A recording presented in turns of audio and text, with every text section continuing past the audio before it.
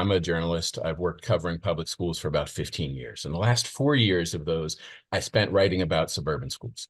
And so the book, Disillusioned, which was published just last week, it kind of does two things. It makes a big argument about what's happening in suburbia, like what are the underlying forces that explain a lot of the conflicts and tensions that you all know very well, and then also really looks at it through families and parents' eyes. So 5 different families in 5 different communities to kind of get a sense for what it looks like and feels like for families to try and navigate these issues. So the book was published just last week. It's been, gotten a great critical reception already. We've had New York Times, New Yorker, Book List, others, give rave reviews.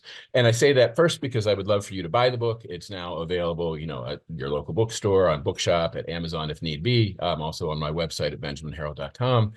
But really more because why I wanted to highlight this is because you all know this in kind of a more visceral, personal way than I think just about anybody else. And so when we knew the book was getting ready to come out and started thinking about outreach, Red, Wine, and Blue was really at the top of the list. I think it was probably 6 months ago that we reached out and said, we would love to partner with you and have this conversation.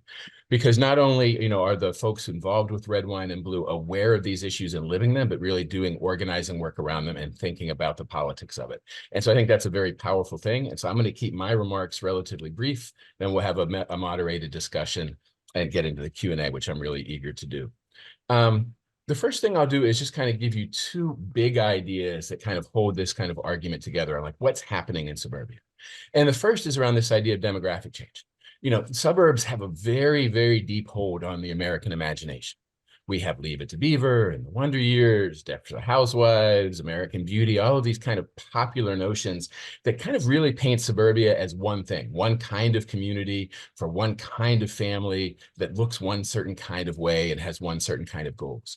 But the reality is American suburbia is incredibly diverse, and that's racially and economically, but also geographically, the types of communities that exist. And so just to kind of put kind of a point on it, kind of what's happening inside suburban public schools demographically. If you look at the period 2006-07, that school year to the 2017-18 school year, so really little over a decade, you see this dramatically diverging demographic trends. So during that roughly decade-long period, America's suburban public schools lost over 1.4 million white children. And this is just in the 25 largest metro areas. Lost more than 1.4 million white children, and at the same time gained almost 1.4 million non-white children. And so we see this happening in community after community, that suburbia is a very diverse and vibrant place right now. And you know this as well as anyone, but in the popular mythology, I think there's still this kind of misconception about what suburbia really is.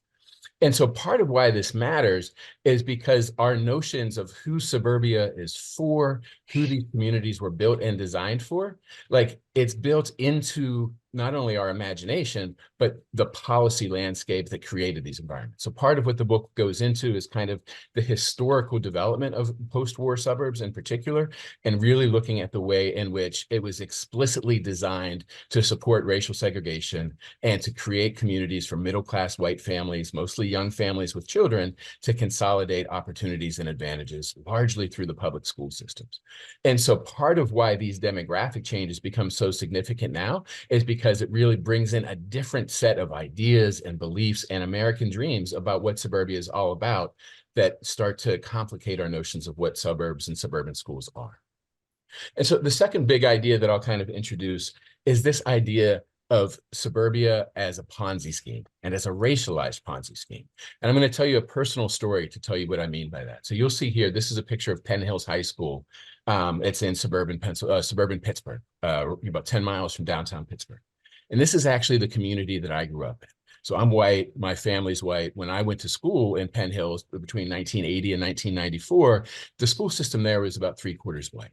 And Penn Hills worked for my family. And we didn't really have to work too hard at it. My parents bought the house, they got the tax breaks, they got the guaranteed mortgage loan. It was mostly new infrastructure, and they got really good public school systems. So not only was I in gifted programs and advanced placement classes and those kinds of things, there was also this sense that the adults in that school system really saw me and nurtured my gifts. So I'll give you kind of one specific story. When I was in 3rd grade, I was the kind of kid who I would get bored and I would get distracted and I would get disruptive. And I started like drawing on my desk and on classroom furniture. And instead of punishing me, what my teacher, who was white like me, did was she brought in her typewriter from home. And she said, Ben, when you get bored, when you get, frustrated, you just go back on that typewriter and do whatever you want to do. And so that was my first newspaper job. I started Up to Date with Room 38. It was a classroom newspaper. And you can kind of see, looking back, how not only the opportunity, but kind of the grace and attention and nurturing and care that I received kind of compounded over time. And so, I thought I grew up thinking that was kind of normal and natural in everyone's experience. And that was just how Suburbs worked. And when I graduated in 1994, I left Penn Hills. And I really didn't look back for about 20 years. And then in 2015, I saw headlines that looked like this, what you're seeing on your screen now. And it turned out that what had happened is this school system that had served my white family so well, 20 years later, it had somehow run up $172 million debt. It was furloughing teachers. It was slashing programs, slashing services, cutting budgets. Property taxes were going way up. Home values were stagnating.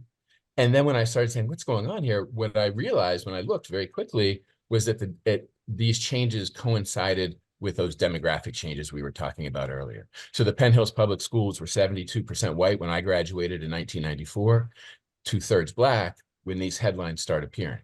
And so what became evident very quickly to me in my hometown was this sense of all of those opportunities and benefits that me and my white family received in the 70s and 80s. We were able to reap that harvest by pushing the true costs off onto a future generation. We weren't really paying to maintain the infrastructure. There was a huge push to keep taxes low. There was kind of a sense of, particularly as families started aging, there was a sense of like property tax relief was more important than public investment. And so all of that debt and burden got pushed on to families who followed my family in. And many of those families were Black. And so we describe this, in Penn Hills and in community after community as essentially a Ponzi scheme. And it's a Ponzi scheme that's racialized. It means the benefits accrue to one generation here now that was predominantly white and middle class. And that benefit is a result of pushing the costs and burdens off to some future generation who has to deal with it later. And what we're seeing all over the country is those bills are now coming due and the conflicts are arising from them. So I'll give you a sense of the 5 families that I followed. These are not their actual homes, but it's to kind of give you a sense of what the communities look like. So the first family I met was the Beckers. They're a white family from Texas. They actually met, they're both bankruptcy consultants. They met working on the Enron meltdown. They were kind of called in as consultants to help with that. And that was kind of their origin story as a couple. And so they really took from that experience a lesson that if things are starting to go bad, it's best to get out while you still can. And that kind of ends up informing their journey. You see the kind of map of the Dallas metropolitan area here now. When they got married and first bought a house together, it was in Plano, which was in a second ring suburb, that really was built in the 60s, 70s, and early 80s. And so when they move in, they think, oh, we're kind of moving into the stereotypical suburban dream. We can kind of set it and forget it. We have this house that's a quarter mile from the public school down the street. Easy peasy. This is the life that we imagine for ourselves. But what the Beckers experienced was by the time their oldest son was ready to start first grade at the neighborhood elementary school down the street, the demographics had totally flipped from 2/3 white to 2/3 not. And they had him there for a single year and were not happy with the experience that he was having. And so they kind of say, okay, we can see these changes that are making us uncomfortable. We need to get out. And so they end up on this search trying to find a new place to go where they can recapture this kind of vision of the 1950s, 60s kind of stereotypical suburban dream. And part of what's happening and part of why I argue in the book that all of these tensions are so pronounced right now is that historically what's happened is white families, and my family is included in this, when those kind of changes start happening and you start to see it, start to show up in the economics of a community, roads aren't getting repaired, stores start to go vacant. The families that are the whitest and have the most means tend to move out. It's white flight, but from the suburbs to suburbs 1 ring further out. And so the Beckers, end up on kind of a long journey. That used to be accessible to a lot of families. It's increasingly inaccessible now because of housing markets and land use patterns and climate issues and all of, a bunch of other factors. So it takes them a couple of years, but they eventually find this town called Lucas, Texas, It's about 40 miles north of Dallas, and it's very exclusive. They use their zoning code and the way the real estate market works there. The school district ends up being about 75% white, less than 3% poor, only a handful of kids learning English. So the Beckers are very excited to move into this community. But the catch is the cost of entry for getting into that version of suburbia now is almost $900,000. So I also followed a Black family named the Robinsons, who lived in the Atlanta suburbs, Gwinnett County, northeast of Atlanta, kind of, again, second ring out beyond DeKalb County. And so Robinsons are, professional family, multiple advanced degrees. When I met mom, she was going back for her PhD in public health. Dad was a network engineer and also had worked as a middle school teacher, just incredibly passionate about their kids' educations. And so they are like, okay, we got to find the best school district in the Atlanta area. They settled in on Gwinnett County, and we got to find the best feeder pattern within that county. So they end up in the far north part of Gwinnett, up near Beaufort. And really, again, they kind of have this feeling of like, okay, we're buying into this American dream. We get the nice house in the good school district. Things will just take care of themselves after that. And so what happens is things are basically okay until their oldest son, Corey, hits middle school.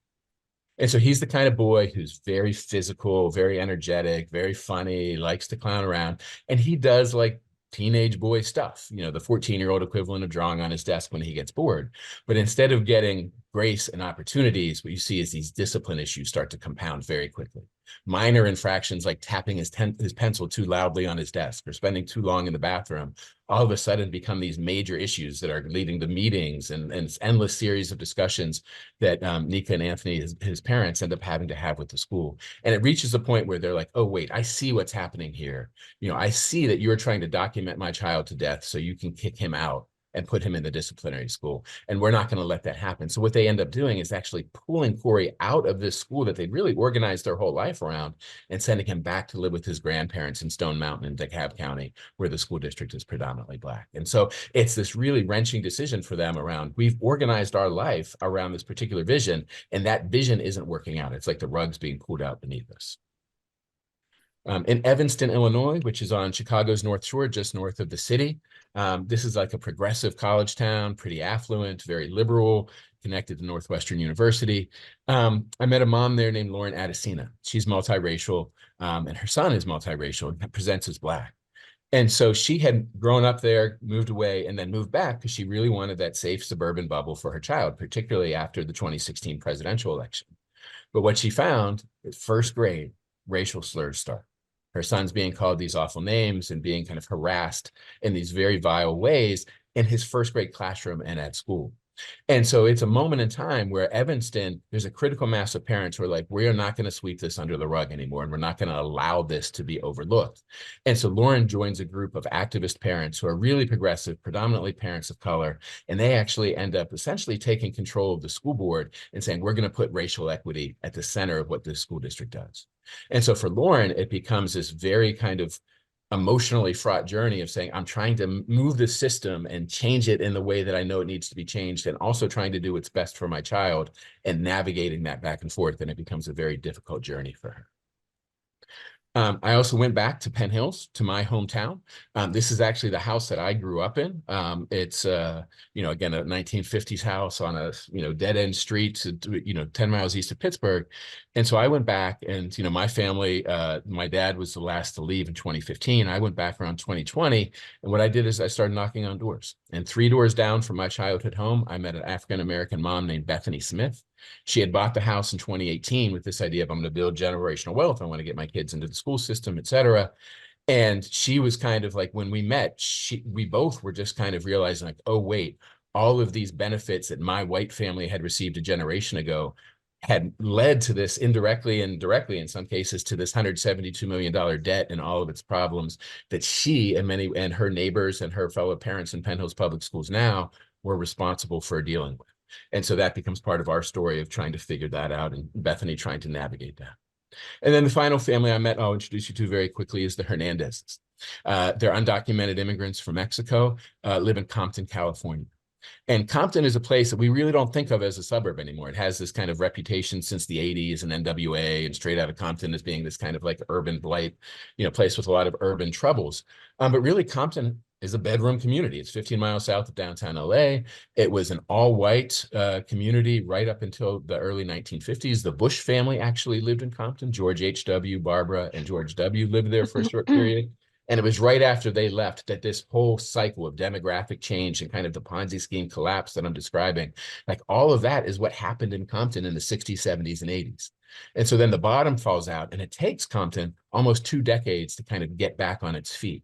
But when I started spending time there, I started, following along with the Hernandez's son, a boy named Jacob Hernandez, who was in 4th grade when I met him, and just like the most magical kid you can imagine. And he was in a school called Jefferson Elementary. And part of what was so powerful to me was to see him getting the chance to start his own class newspaper like I had done when I was a boy, and being in robotics competitions and doing app challenges and making his own videos and doing mock trial competitions, all of these different activities that extended not just resources, but also that same kind of grace and nurturing of his gifts. And it was happening in a school that was 96% Black and brown, almost entirely poor, many immigrant families, some of whom don't speak English, many of whom were undocumented.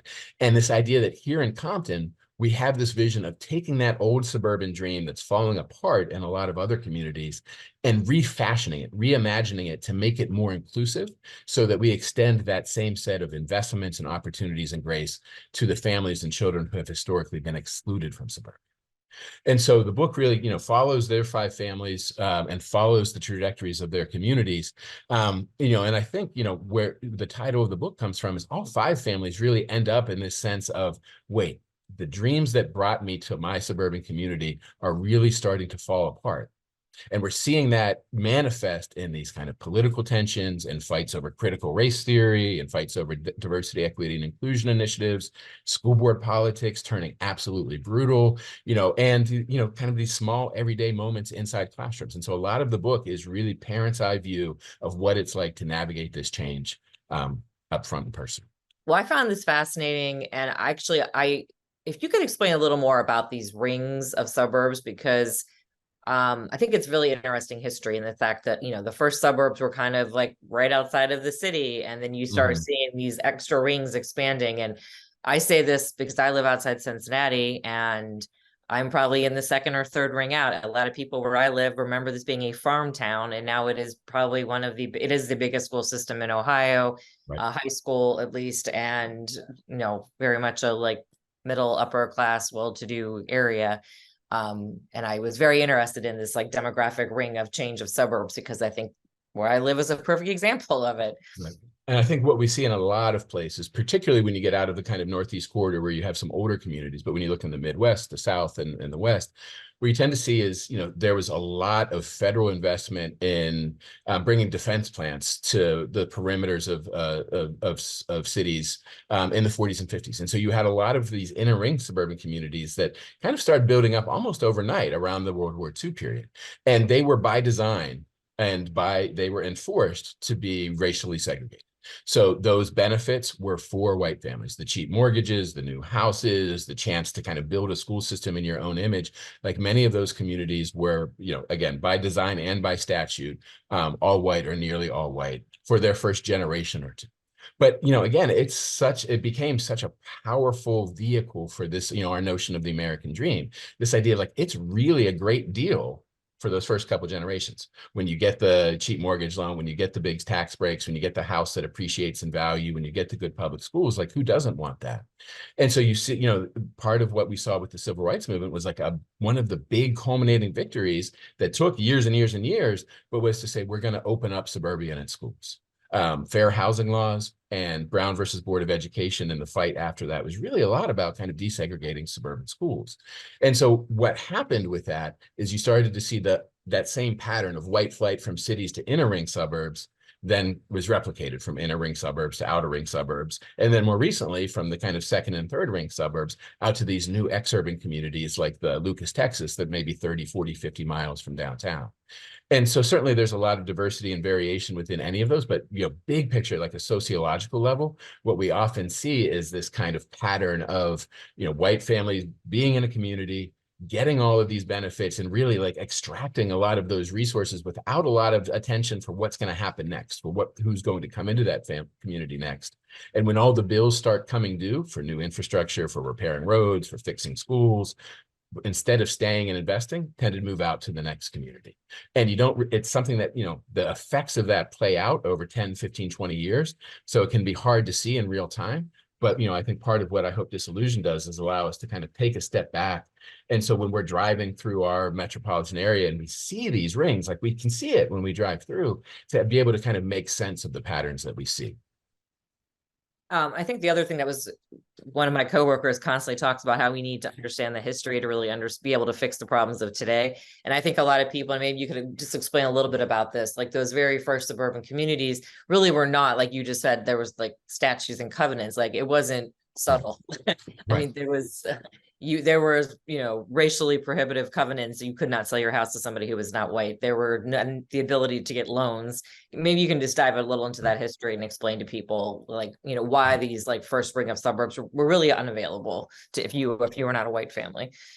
And so in those first rounds, it was really federal policy. And so there was many of those homes were built and developed and purchased with loan guarantees from the Federal Housing Administration and the Veterans Administration.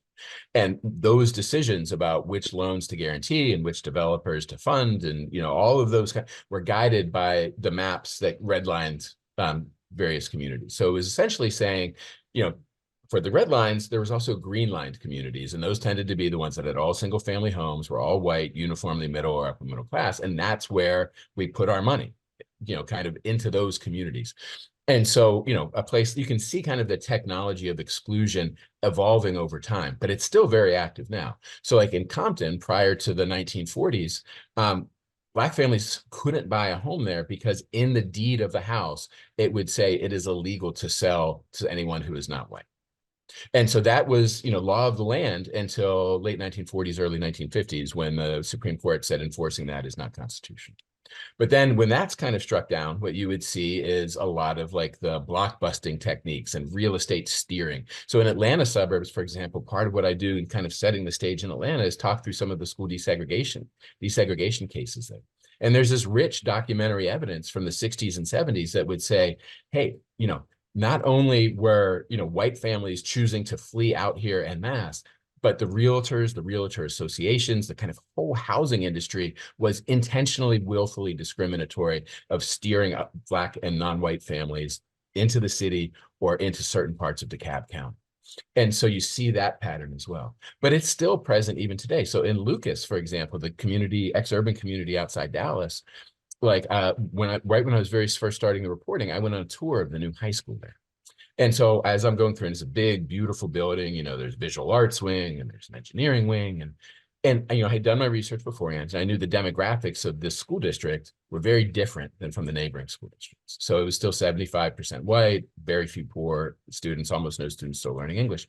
And I asked the woman giving me the tour, I said, why do you think the demographics here are different? And she looked at me and she said, septic tanks.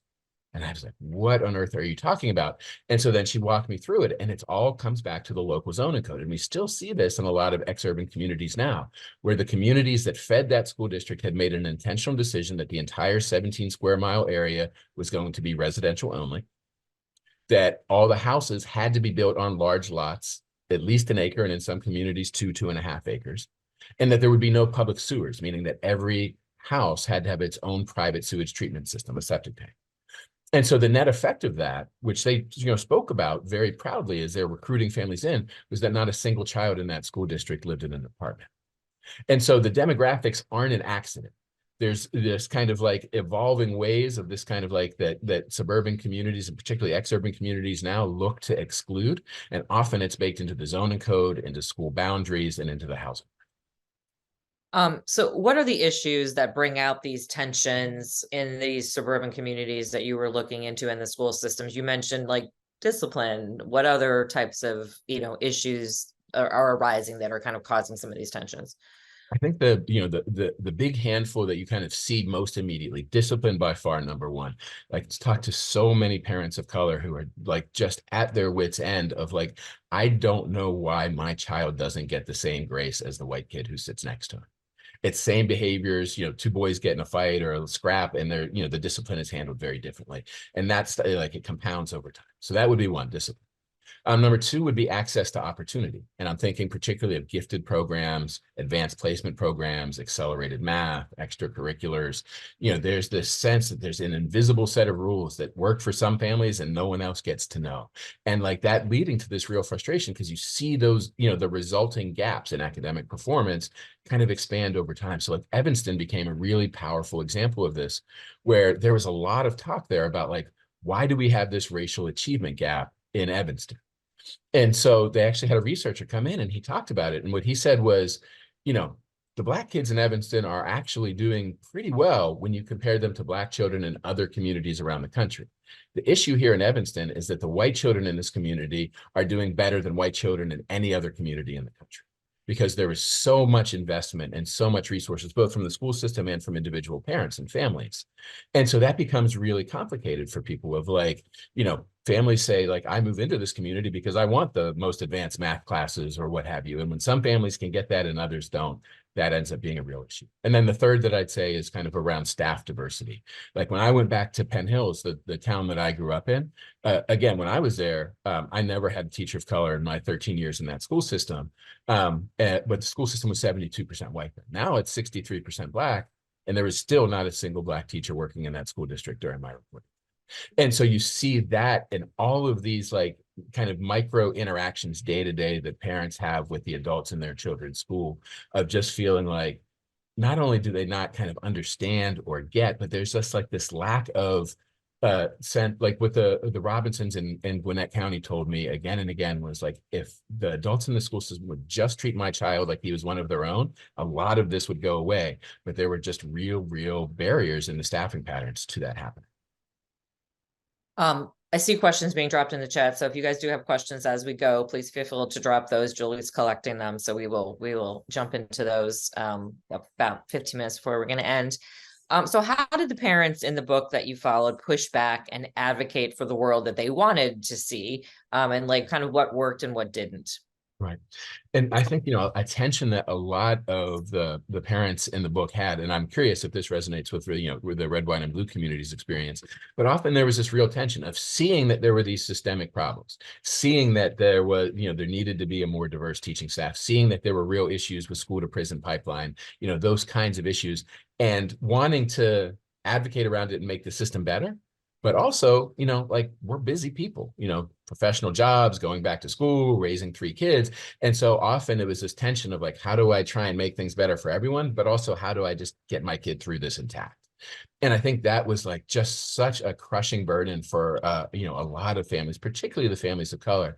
And so I'm thinking of the Robinsons again, in particular, like there was this one meeting that they had at their children's school, and it was just so heartbreaking to learn about and kind of reconstruct, because again, it was, with their older son, Corey, and it was around all of these discipline issues. And so mom and dad come to the school thinking like, okay, this is a partnership.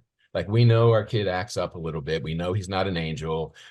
We also know this isn't like the hugest deal in the world. So let's just figure it out and we'll work together, and very much bring that energy. And so part of what they did was say, okay, we're going to bring not only mom and dad and child, but also his grandparents, minister, coach, mentor, this idea of saying like, we have a community that's here to help. We just want to be partners with you, with the school system. And what the school system actually did, the adults in the school said, those people can't come in. They're not his family. And so right off the bat, there's this sense of like, who counts as family? There's a disconnect. And it's not just like a neutral thing. It's very that's a very loaded thing. And so then the conversation kind of starts to happen. They have to negotiate that and they start talking it through. And like what mom ends up saying is like, again, this idea, she's like, what you don't understand is I'm in management too. I know what it means to document someone so you can push them out. So I see exactly what you're doing, and I'm not going to let, not going to let this stand. But then that just kind of created this alienation. So for a while, she became very active. She was thinking about running for office, for state rep. She was also thinking about filing a lawsuit. She was very involved with a group called Gwinnett Stop, which is a school to prison pipeline prevention organization. But like, she's also taking PhD classes and works full time. And, it's just like, there's a lot of burden. And so what she ended up ultimately doing was saying like, okay, I have to scale back on these bigger dreams, and I just have to get my kid safely to high school.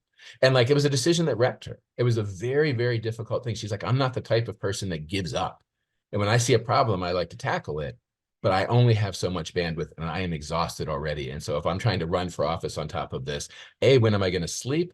And B, what's going to happen to my children if I'm already experiencing this without, filing a lawsuit or running for office? Right. Well, as a mom, I can say, you want your kids to have the best experience possible, and you think you're going to do everything you can, but then you're right.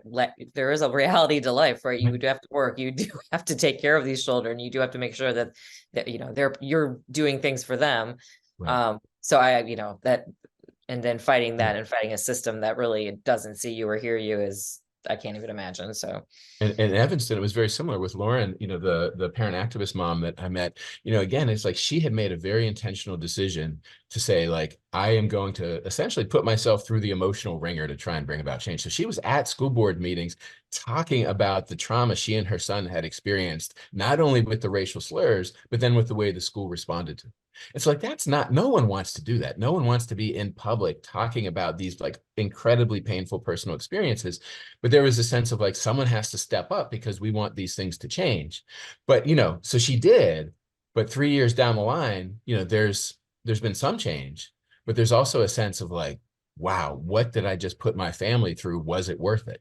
And like, that's a very difficult calculation for a parent to make. For sure. So how did the kind of what you're describing here, anger and frustration and disappointment with the school systems in the book, how did that shape the local politics in those communities? Yeah.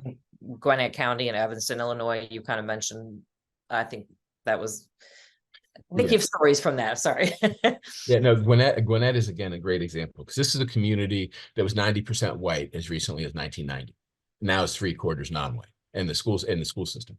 And so what again happened was you saw this real mismatch. The families had changed, the children in the public schools had changed, but the school board up until 2018 had never had a member of color. It was all older white folks, most of whom were Republicans, several of whom were in their 70s and 80s, one of whom had held her seat for 47 years. So, it was a sense of like, there was a really entrenched power. And so, those women had really built that school system. And they were kind of the mind of like, we built this really great thing that everyone's coming here to be part of. Why do you want to come in and change it? And so they were very resistant to change.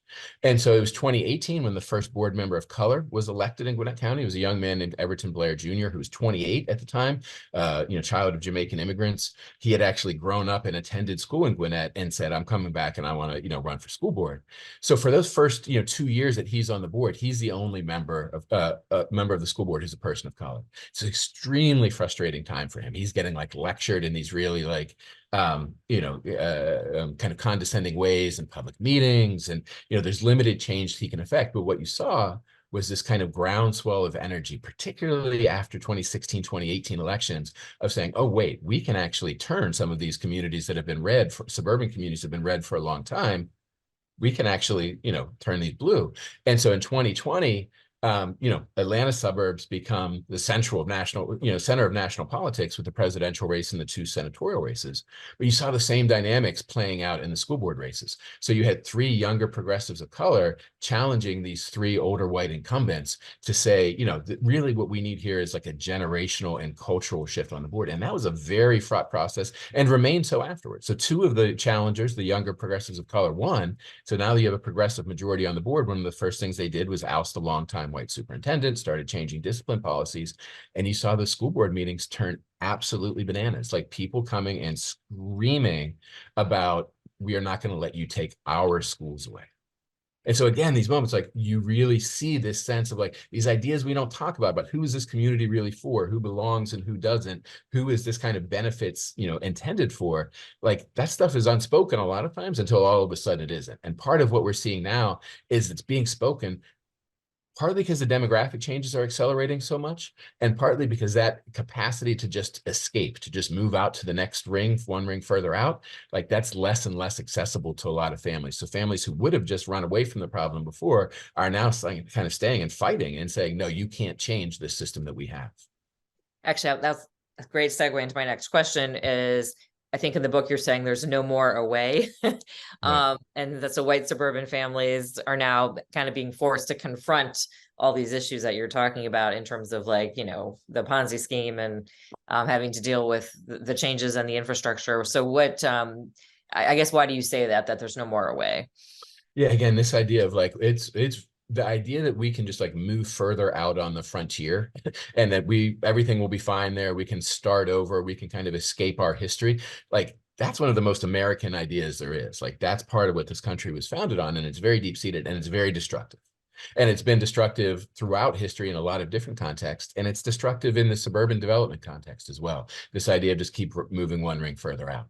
And so now that we're running up against the limits of that, what I saw again and again in the book was white families who, again, are saying, like, not only do I now have to share a community, a school, our tax dollars, our resources with people who don't look like me, who I didn't really want to live with in the first place, but also I'm now on the hook for all of these expenses and debts that are started to coming due that, the generation before me was able to just leave and leave behind to somebody else. And so like that realization of like, wow, we're stuck in this too. In many ways, I think that's fueling a lot of the rage that we see. And, it's showing up in ways around like DEI initiatives and critical race theory fights and curriculum and all, school board politics and all of those things. But at root, I think it's really about this idea of like, we have these competing dreams about what the suburbs should be for. For a lot of families, it's still this idea that it should be kind of an exclusive preserve where families like mine get advantages. And that's not happening as much anymore. But there's also, for a lot of families of color, there's this sense of like, you know, I've been part of a generations long fight to get access to this because I wanted that same deal too. And now that's being pulled out from under me. And like, that's very disillusioning. And also this sense of like a place like Evanston, like there's a handful of suburbs around the country where, there's been this consistent effort to make integration work going back 40, 50 years. And so like in Evanston, part of what was really like eye-opening to me was like, they end this period, this 2018 to 2022 period that I focus on in the book, with saying, we're going to back off of our 50-year commitment to racially balanced schools. We're actually going to rebuild the neighborhood elementary school in the Black part of Evanston that was closed in order to desegregate the schools. So if our schools aren't racially balanced anymore, fine, because that wasn't working for us anymore anyway. At least the Black neighborhood is going to have its own school. And so I think you see these kind of dreams really starting to collide with each other and kind of fall out from under a lot of our feet. And that's part of why we're so like disoriented and confused and like, what is even happening? Like, how did the suburbs become this battleground all of a sudden? Okay, well, I'm going to give you one last question Yeah. before we go into the chat because I do see lots of things coming through. So what is the path forward, and kind of a two-part question, and what would you tell elected officials who run for office now in these suburban areas? Because I know we have some people who are running for office on the call tonight. So Great. No, I appreciate that. And I'd say first is like part of what I really hope Disillusioned kind of helps spur is like we have to talk about the suburbs as they actually are. We need to like let go of these myths and stories and images and popular notions of, what a suburb should be, and talk about the communities we actually have, which in many cases are aging communities. They are fast changing communities economically, demographically. And they're places where, there's these kind of competing ideas that are coming together. So we need to actually like be real about what the conversation is first. Second, like I think dollars and cents always matters. And so, when we look at these communities where you have all of this aging infrastructure, like it's important to remember, like a place like Penn Hills, where I grew up, like it was farmland and coal mines. And then almost overnight, it's subdivisions and single family homes and roads and sewers and schools. So all of that stuff that was built almost overnight, it starts to fall apart almost overnight as well. And we haven't been saving to repair it. And that's part of why the needs are so profound now. So there's this idea of like, we really like need a massive investment in infrastructure repair. And the ESSER dollars that came with COVID relief funds for public schools, like there was $190 billion approved by both the Trump and the Biden administrations for schools in the wake of COVID. And that almost kind of gave us like a little test, like pilot of like what we'd actually need. So like in Compton, for example, like they got tens of millions of dollars just in this one 20,000 student school district. And I talked to the superintendent there and he's like, this is great. Like, I'm not going to turn this money down. But what you need to understand is that just in Compton alone, just in our school system, just for the facilities, the need is $3 billion. And so like the scale of what we're talking about, like, I don't think we've really reckoned. And then the third part that I say is a really, again, kind of going back to this idea of what are the dreams upon which suburbia is built. And this like historic trend of like racial exclusion and sticking somebody else with the expenses, like that's really deep seated in suburbia. And part of what I argue that we need is a new dream to kind of carry us forward. And that dream really being based on repair and renewal and being based on inclusivity.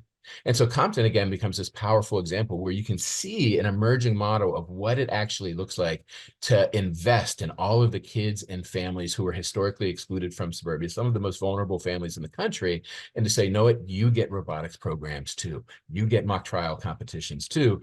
But it takes a really intentional, kind of both internal work and political work to say, we believe this same kind of social contract, this same level of public investment shouldn't be just for one type of family anymore. It needs to be for the families who are actually in suburbia now paying for all of, the things that we haven't paid for the last 50 years. Well, thank you for really great presentation and and answering all of those questions. I'm going to bring Julie up here because I know she's been writing down questions from the chat, and we will try to get as many of those in as we can. First thing someone asked is, do you see any trends for moving back to the city? Do you see people moving back to the cities because of what's happening in the suburbs? Yeah, absolutely. And I think that's a big part of, kind of a key factor in the diversification of suburbia. So if you look at a place like Pittsburgh, and this is true in Atlanta and Chicago and many other cities as well, where you have this kind of influx of highly educated, often white people kind of coming back into cities. And so there's a displacement that happens with that. And so in this kind of 10-year period between like 2007 and 2017, roughly around that time period, like Pittsburgh, for example, lost 9% of its entire Black population, largely because there was this gentrification back in that forced families that had been in these historic Black communities in the city out into the suburbs where they didn't necessarily want to be. And so Bethany, for example, the mom who now lives on my old street, she was like, yeah, I never wanted to live in Penn Hills. I would have been happy to stay where I was. I just couldn't afford rent. And so, that idea of like, it's almost like, I think of it almost like the wave in the bathtub, you know what I mean? It comes down and then it hits the side and kind of starts to come back.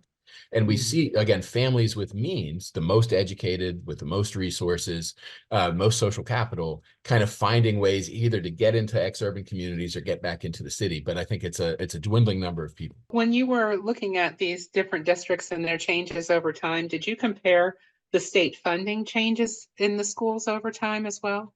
In some places, yeah. And, California becomes a really powerful example of that. And so, in Compton, they have been tough times in that school system for a really long time. And so their current superintendent is a man named Darren Brawley, and he came in 2011, and he had a lot of cleaning up to do. And so the first thing he did was kind of get the books in order, and they, did a lot of kind of like the nuts and bolts of school district administration. But he always had this kind of instructional vision that he wanted to get to, the robotics clubs and the mock trials and all of this. He just didn't have the money. But then the California Assembly passed what's called the local control funding formula, a very progressive state funding formula that allocated dollars based on need. So for every foster child, for every low income child, for every newcomer child, there's extra resources. And at Compton, that meant just about everyone. So you saw, during his tenure, the per pupil funding went from like $9,000 to roughly $14,000. And that money is unrestricted. So, that difference. And so he's able to take that money and start to invest in technology, start to bring in bilingual teaching assistants, start to bring in new curricular materials, start to bring in outside partners. And that, I think, is really powerful. Like the funding absolutely makes a big difference. It is very hard to do in an environment where resources are scarce and the need is going up. What policies can help prevent the Ponzi schemes? And do you know of any communities that have successfully done that? I think part of it is this idea of, in some ways it's almost a mindset as much of like pay as you go. And so I'll give you kind of a counter example to illustrate what I mean. Like in Lucas, Texas, the ex-urban community outside Dallas that I followed, like as early as 2000, there were people saying, hey, look, this is just not sustainable. There were like public planning and zoning commission meetings. And I'm going back over the minutes of these 20-year-old meetings, but there were experts coming in and saying, I can't find a single other community in Texas that has this mix of, big lot residential, almost no commercial, and really low taxes and really abundant services that can sustain itself, because the math just doesn't work. And so part of like the mindset shift I think we need is like being willing to like accept that reality. Because in that community, what they said was, we don't care.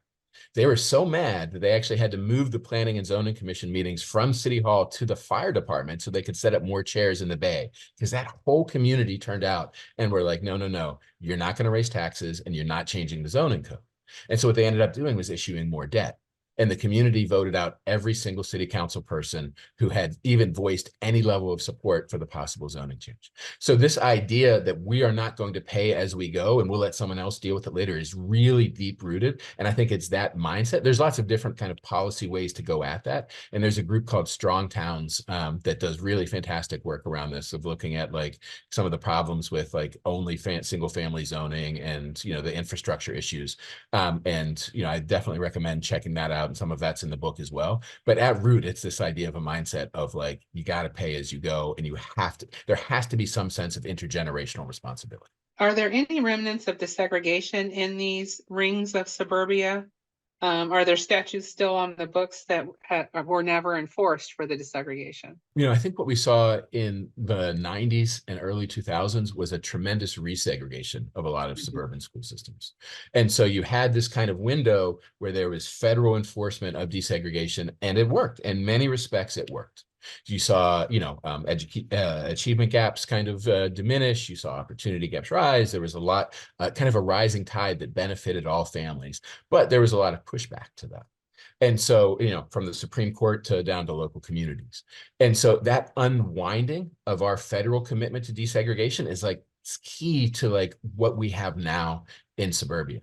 But the, you know, part of what I see happening is like, there's always been this tension between the kind of policies and desires of individual families and these larger demographic changes. So Atlanta is a great example of this, where like there was like a desegregation plan on the books in DeKalb for 30 years or 25 years. And it was like the demographic changes still swept through that community so dramatically, where you would see first in the south and eastern part of the counties, then the center of the county, then up north, it became more heavily African-American, and white families fled first to the north part of the county and then further out. And so again, there are policies and strategies, both at a state level and at a school district level, that you can take to address that. One easy thing that DeKalb County could have done if they wanted to counteract this trend was build new schools in the center of the county where it's easier to segregate. Instead, they closed those schools and built all of their new schools on the edges of the county where it was easier to keep them segregated. So there are things like that we can do, but there's also just this tremendous demographic pressure where we're seeing a lot of these communities that, you know, still have this kind of mindset of being, you know, predominantly white or exclusively white or for certain kinds of families, but the demographics are changing despite that. Can you give an example of extraction of resources that would fit as part of the Ponzi scheme theory? I think I'll go back to my hometown of Penn Hills. And so I think of these resources on two levels. So one, first, like financial dollars, kind of money and, you know, the money, dollars and cents. And so I didn't actually know anything about this history of my hometown until I went back and started researching it for the book. But starting as early as the 1960s, there were these really persistent warnings of, you have a problem with your sewage system, that it was kind of slapped together, that it wasn't really working. And it was, the problems were, as they tend to be, most concentrated in the Black part of Penn Hills, because that's where the least attention and investment. And so you saw Black residents in the 1960s saying, look, you got a problem. We got raw sewage sitting here and it's seeping into the river. Like, it's a health hazard and it's a crime. And the town not listening. So I never knew any of this. I left in 1994. It was right around that time period where federal EPA and state environmental agencies got involved. And they said, you know what? Residents of Lincoln Park were right. We found 13,000 violations of the Clean Water Act because you've been dumping sewage into the Allegheny and Monongahela rivers for 20 years.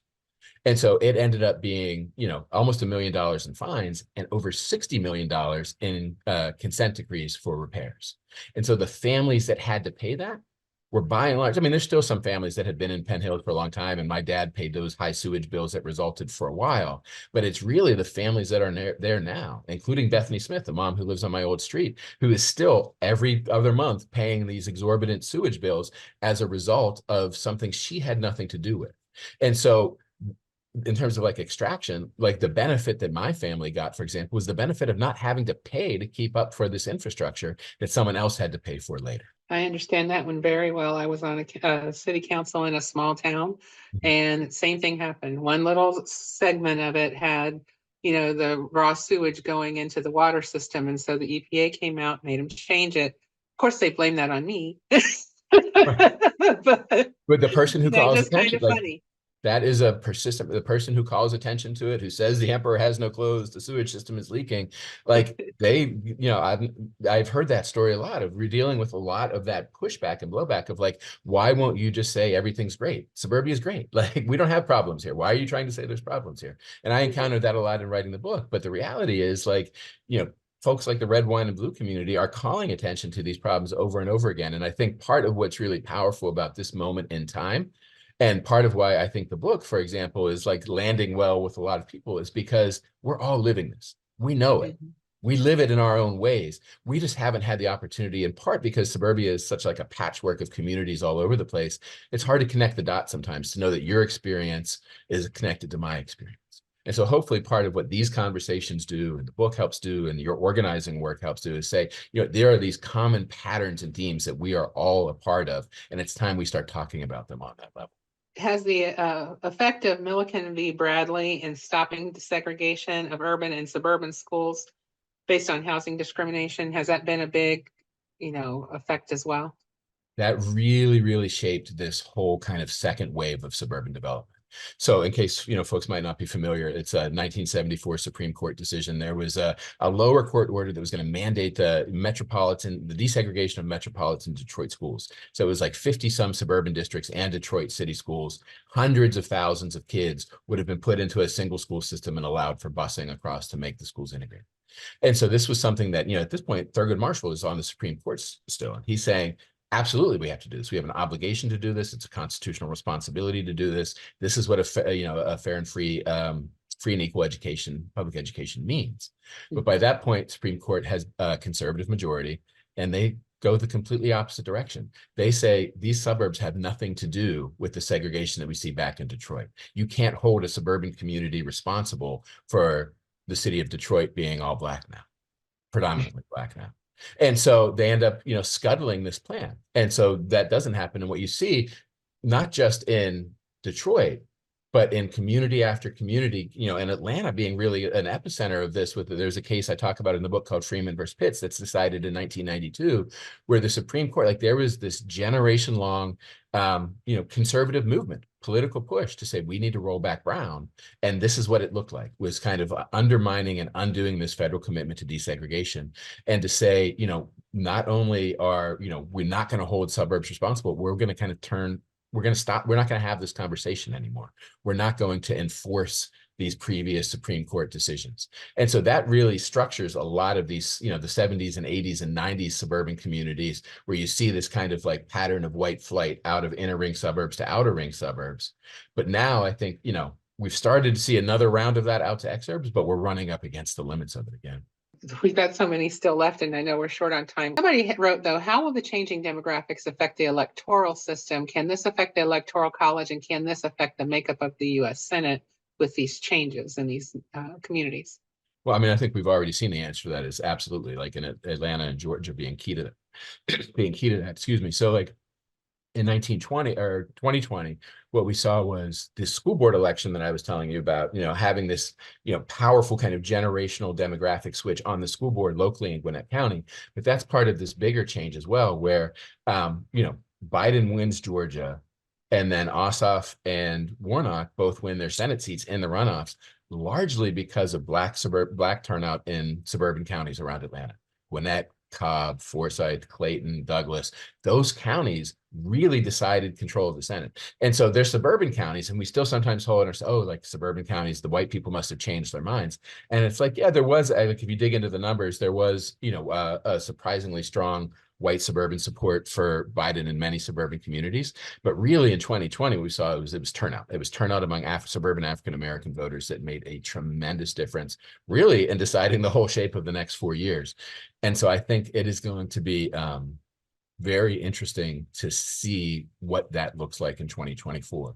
I think we've seen some of the immediate kind of school board politics fights that were animating, like everyone kind of thought that was going to be a big thing in the midterms, and it kind of turned out to be not quite as like the, the kind of Moms for Liberty got a lot of attention, but they got a lot of laws passed, but electorally they didn't do as well as they anticipated.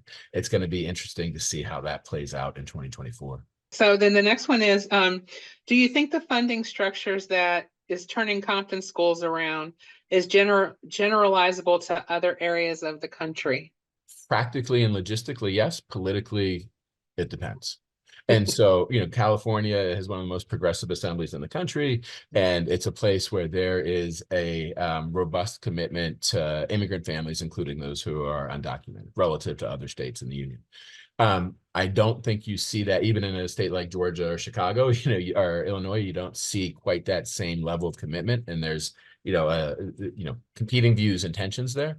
So I think it's a little bit difficult to get that progressive a formula that that has that much of a focus on immigrant families in other communities, not because the mechanisms aren't there to fund schools in that way, but because the political will, I think, is much more divided. So then somebody asked, okay, well, what about states that are fighting DEI, like Oklahoma and, here in Ohio and various Florida, all these places that are fighting, just even having multicultural schools. Right. And I think, what I kind of walked away from my reporting with this is the sense that a lot of those fights really kind of boil down to this notion that I heard in these 2020, 2021 school board meetings again and again of, you can't do this to our schools. This sense that it belongs to us and you're trying to take it away, I think is really deep rooted. And that's a very American idea, but it's a very suburban idea as well. And I think, part of what I hope that Disillusioned does is kind of call attention to that dynamic and say, like, listen, the reality is suburban communities are extremely diverse communities that belong to a lot of different citizens and stakeholders now. And the sooner we get on board with that, the better off we'll be. But also this sense that, in some ways, I'm white and I'm trying to speak directly to white audiences in some way to say, like, listen, we have a lot of these, even if it's not overt or it's not something that's directly shaping our policies and politics, we often have these kind of like deep-seated assumptions that we don't even realize. And I count myself in this. And it's something that I had to really wrestle with in order to understand these Ponzi scheme patterns and the dynamics, and to work through the issues on a person-to-person level with the parents featured in the book. It was like I had to really like re-examine what it meant for me to be white and having grown up in the suburbs. And part of that was realizing like this kind of like baseline assumption of like, oh, someone else will clean up the mess. And like that was something that was really, really deeply ingrained in me, and not something I'm proud of or share proudly, but like realizing that it was like, okay, I can see how this kind of personal thing that I have is connected to the larger systemic thing. And it was actually like kind of a very physical manifestation of that. Like the thing that brought me home to Penn Hills in the first place was like my dad sold our house in 2015, but he had left a real mess on the property, like in the backyard. There was a lot of trash and tires and those things. And it was partly because he felt the need to get out of there quickly as he could. And so I went back in 2020 feeling like, okay, I want to know if that mess is still there. And it was still there. It was still in the backyard. Oh, wow. And so this realizing of like, in my mind, that became this kind of microcosm of like the larger mess, policy-wise, budget-wise, infrastructure-wise, that families like mine in the aggregate had left behind in Penn Hills. Like we have a personal connection and stake to these if we're willing to see it. And it's not comfortable and it's not easy, but it's better than ignoring and pretending. So I think this is a great question, maybe to possibly end with. It's what type of hopeful action or plans have you seen in your travels? Any kind of local workarounds, anything that, folks can take tonight and start to maybe advocate for in their communities? Yeah, I think the thing that one of the things that was very eye-opening for me and inspiring for me was that in all of these communities, there were active parents, very much like the red, white, and blue community. There were active parents who were involved on some level, whether that was kind of getting involved in fighting to change discipline codes, saying, you know what, this dress code is crazy. That the idea that my child can't wear her hair in braids, like that's over. We're not doing that anymore. Like fighting on those kinds of issues. And there's a lot of energy around that. What I also saw, though, is a lot of it is kind of fractured and disparate. within a community, it's often the sense of like suburbs do a really good job by design of like kind of teaching us that we're in this alone. Like whatever we get, we deserve because we're on our own. And if there's a problem, we have to tackle it on our own. Like that's kind of deep seated in a lot of communities, but that's not how they actually operate. What we see is parents getting involved on all of these issues, and it include running for school board. It includes, running for state rep. It includes, being active in the local PTA. Like there's all these kinds of levels to it. But part of what, again, I hope that Disillusion does is help us not only connect the dots with what we're seeing and experiencing, but connect to each other to say, oh, you know what? You might be fighting around dress codes here, and I might be fighting around access to advanced placement classes here, but we're really fighting the same fight. And we need to know that because we can help each other. Oh, it says, doesn't that we are on our own tie back to only I can solve this problem because only I know the problems? In my experience, I think there's been this, like, part of the problem we see in a lot of suburban communities is like, it's not that I alone can fix it. It's that we're not going to acknowledge that there's a problem in the first place.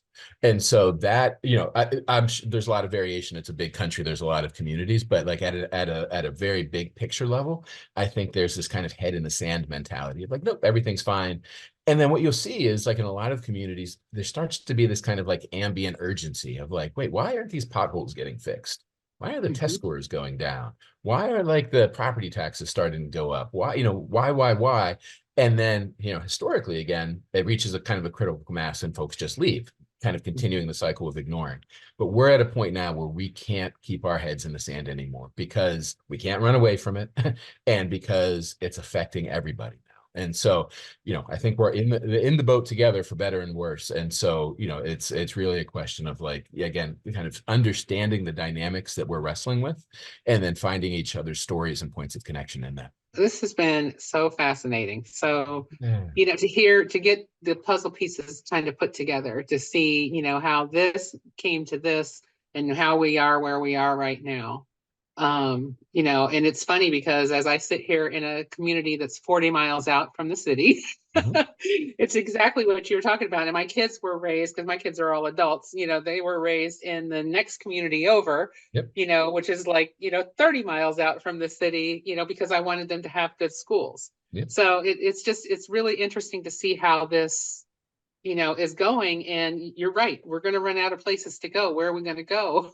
Right. Yeah. And I can't thank you all enough for hosting me and for having the opportunity. And I'll just show you quickly, if I may, it's available for sale now. You can find it at your local bookstore, on Amazon, Disillusioned, 5 Families in the Unraveling of America's Suburbs. And I'm happy to come back and talk with Red, Wine, and Blue at any time. I'm just, totally fascinated with the work that you're doing and how, much impact you've had and growth you've had. So thanks for having me. And anytime I can come back, I'm happy to. Well, thank you all for being such an engaged audience. The chat was blowing up. My computer is literally giving me that message that it's about to die. So this was great timing. Thank you, Julie, for really running that chat, because like she got all those questions out of there. I have been dropping in the chat, if you all are interested, the link to Benjamin's website to buy his book, but of course you can buy it other places. And also we did an interview with Benjamin on Instagram yesterday. So I dropped the link to that if you're interested in hearing more. And yeah, we would love to consider having you back. Very, totally interesting. So we appreciate it. So thank you to everybody for coming and hanging in. We have a little after party, I guess, right? We're 10 minutes past our stop time. So appreciate that. And I hope everybody has a really great evening. Have a great night, everyone. Thanks again.